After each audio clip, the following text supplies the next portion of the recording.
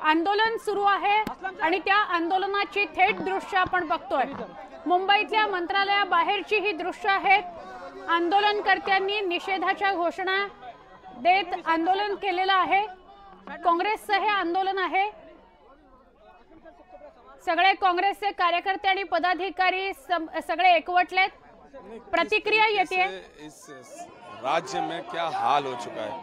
एक तरफ लाड़की बहन के नाम पे आप जो है लोगों को जो है पैसे देने की बातें कर रहे हैं, और दूसरी तरफ अगर आप देखो तो थाना में जहां मुख्यमंत्री खुद वहां पर है, वहां पिछले 6 महीने में 57% ज्यादा जो है क्राइम वहां पे बढ़ चुका है।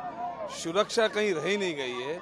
महिलाओं का अत्याचार इतना ज्यादा होते जा रहा है कि छोटी छोटी बच्ची के साथ में, महिलाओं के साथ में, डॉक्टर्स के साथ में आज पूरा महाराष्ट्र किस तरीके से जल रहा है मुझे समझ में नहीं आ रहा है। और हम चाहते हैं कि सरकार जो है ना महिलाओं की सुरक्षा करे, उनको जो है सही तरीके से काम करने में का तो कम से कम ये देवे, सुरक्षा देवे।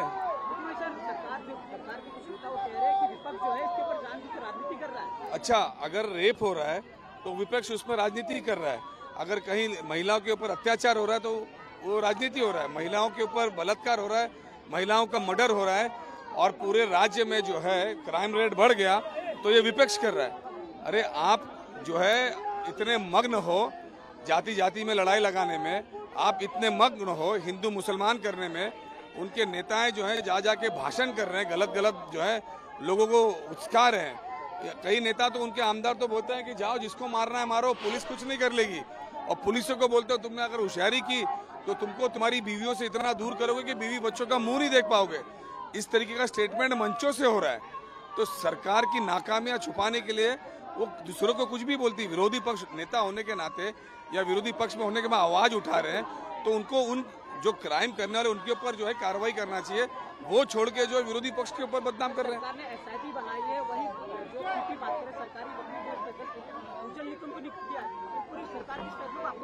अरे उज्जवल निकम के ऊपर किस तरीके से महाराष्ट्र जो है वो फेथ रखेगी, आप बताइए। जो इंस्टीट्यूशन है वो ऑलरेडी किसी बीजेपी का है, और उज्जवल निकम जी अभी जो है चुनाव लड़ चुके हैं, यहाँ पे कांग्रेस के खिलाफ चुनाव लड़ा है, तो लोगों का फेथ कैसा रहेगा। आपको पूरे महाराष्ट्र में एक से बढ़कर एक सॉलिसिटर्स और एडवोकेट्स है, तो आप उसी को क्यों ये कर रहे हैं। आपकी मांग है कि इनको हटाया जाए, जो स्पेशल पीपी नियुक्त किया जाए। नहीं, डेफिनेटली जो सबसे अच्छा पीपी हो उनको तुम वहां पे रखना चाहिए। जिस पार्टी से वो चुनाव लड़ चुके हैं, जिस पार्टी का वो इंस्टीट्यूशन है, उसके ऊपर किस तरीके से न्याय दे पाएंगे। तो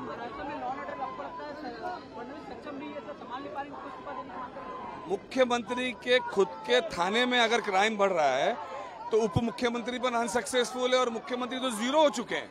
आज पूरे महाराष्ट्र में हाल बेहाल हो चुका है। उनको खाली अपनी बातें रखने का और अपनी आप को जो है वो पोर्ट्रे करने में लगे हुए, बड़े बड़े अपने होर्डिंग्स लगाने में लगे हुए, बड़े बड़े अपने पुतले खड़ा करने में लगे हुए, और बहुत अच्छा जो सोशल मीडिया को पकड़ के रखा है, अपने आप गुणगान में लगे। ग्राउंड रियलिटी ये है कि आज किस तरीके से बच्चियों के ऊपर बलात्कार हो रहा है, किस तरीके से महिलाओं के ऊपर अत्याचार हो रहा है, किस तरीके से महिलाओं के ऊपर मर्डर हो रहा है। इसी मुंबई थाने में तो बीच सड़क पे महिलाओं को चाकू मार दिया गया था। डेफिनेटली उन्होंने तो जवाबदारी लेके इस्तीफा दे देना चाहिए।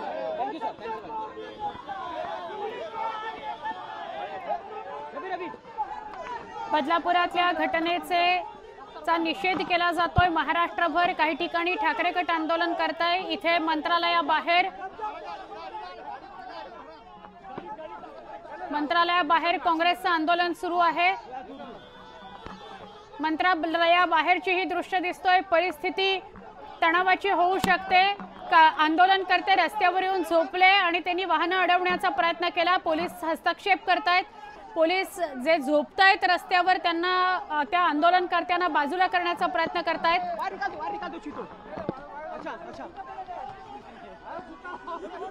मंत्रालयाबाहेर काँग्रेसचं हे आंदोलन सुरू आहे। मंत्रालयाबाहेर काँग्रेस निषेधाचं आंदोलन करत आहे। या सरकार विरोधात बदलापुरातल्या घटनेचा निषेध करण्यासाठी हे आंदोलन सुरू आहे।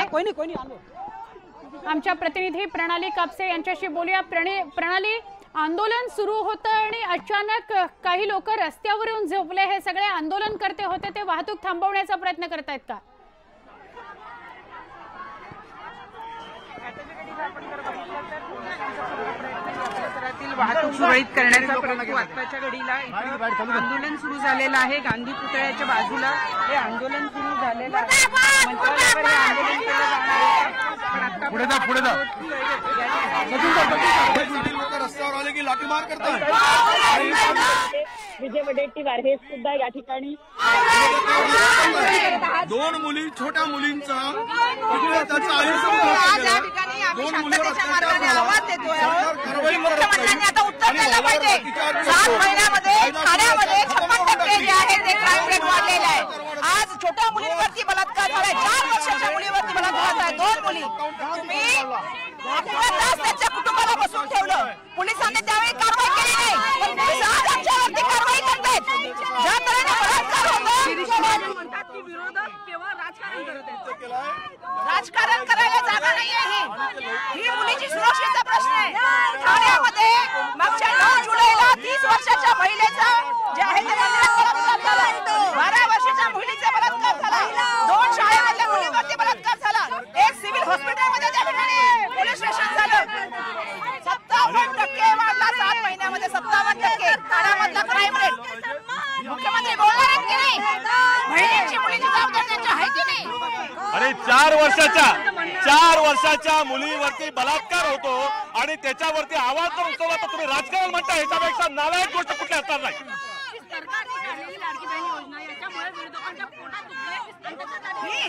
ही छोटी मानसिकता आहे. जे बोलतायत त्यांची मानसिकता छोटी आहे. जे पत्रकारांना बोलतायत की तुमच्यावर बलात्कार झाला का, ही कुठली मानसिकता आहे? शिंदेजी, पहिलं तर तुम्ही महिलांचा सन्मान करायला शिका. महिलांना सुरक्षा देण्याचं काम करा. दुर्दैवाने देशामध्ये आता बघतोय आम्ही एका ठिकाणी देशाचे पंतप्रधान सांगतात बेटी बचाव बेटी पढाव आणि महाराष्ट्रामध्ये अशा घटना होतात. आणि कोण राजकारण करते? महिलांसाठी बोलायला जबाबदारी राज्य सरकारची. आज आम्हाला जे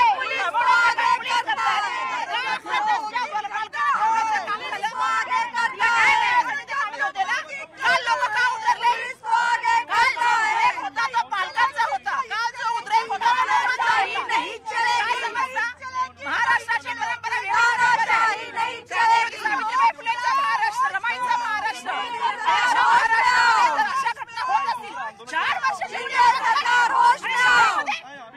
शिंदे सरकार हाय हाय हाय हाय हाय हाय. शिंदे सरकार हाय हाय हाय हाय हाय हाय. शिंदे सरकार हाय हाय हाय हाय हाय हाय. शिंदे सरकार हाय हाय. तिकडे ये. विजय वडेट्टीवारांकडे ये.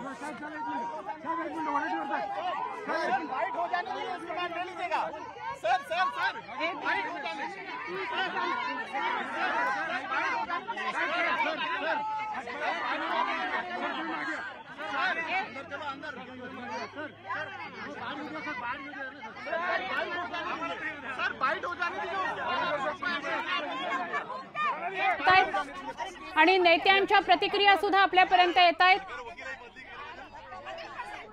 खासदार वर्षा गायकवाड, विरोधी पक्षनेते विजय वडेट्टीवार, सचिन सावंत. हे आंदोलन सरकारच्या नाकर्तेपणामुळे आहे. सरकारच्या कायदा सुव्यवस्थेमध्ये सरकार अपयशी पडलाय.